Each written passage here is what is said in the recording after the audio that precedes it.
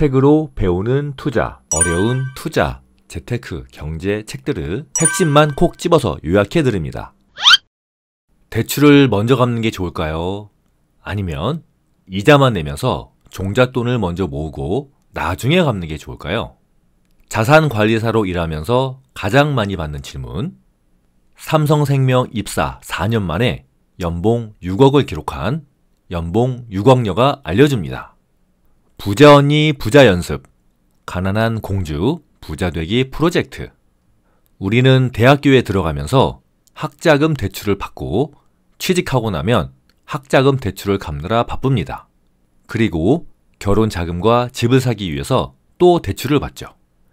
나이 먹으면 집 한 채에 겨우 있는 넉넉지 않은 부모가 됩니다. 요새는 집 한 채라도 있으면 다행이죠.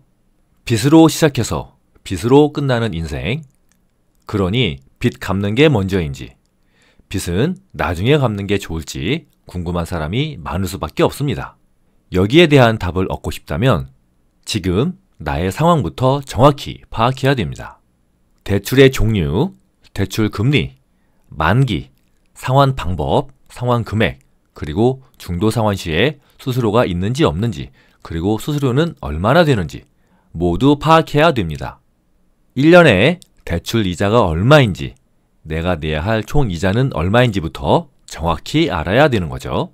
그래야 내가 받은 대출의 정체를 정확히 알 수 있고 이것을 천천히 해결해도 되는지 아니면 최대한 빨리 치워버려야 하는지 판단할 수 있습니다.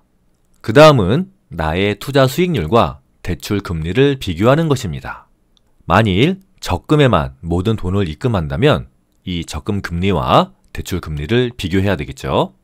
만일 적금 금리보다 대출 금리가 높다면, 즉 이자가 더 많이 나간다면 당연히 대출을 먼저 상환해야 됩니다.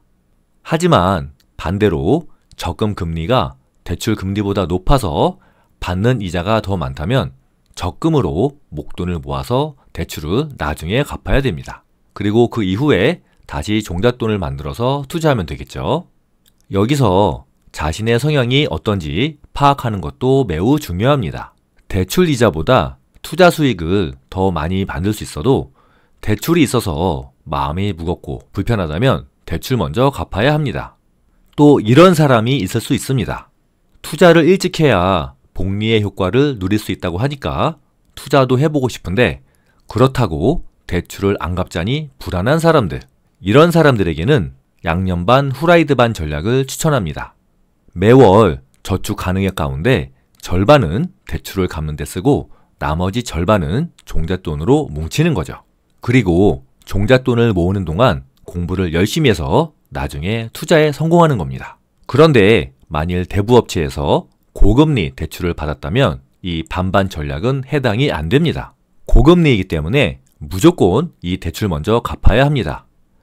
대부업체의 고금리 이자보다 높은 수익을 내기는 어렵습니다. 그리고 이런 상황에 처한 사람들은 마음이 급하다 보니 도박에 빠지거나 검증되지 않은 사람에게 돈을 맡기고 위험한 투자를 하기도 합니다. 고금리 대출이 있는 사람들은 마음이 급하다 보니 한 번에 큰 돈을 벌 수 있는 방법에 현혹되기 쉽습니다. 급할수록 돌아가라고 했습니다.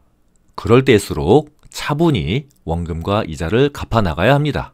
무리수를 뒀다가는 더 큰 빚을 질 수도 있습니다. 대출 때문에 정말 힘들다면 서울시에서 운영하는 서울금융복지상담센터를 찾아가는 것도 좋습니다. 전문 상담사들이 어떤 대출부터 갚아야 하고 어떻게 낮은 금리의 대출로 전환할 수 있는지 알려줍니다. 그리고 대출 상환 플랜을 짜주고 몇 년 후에 끝날지도 가르쳐줍니다. 혼자 고민하지 말고 이런 기관들을 적극 이용해보세요. 부자 언니 부자 연습,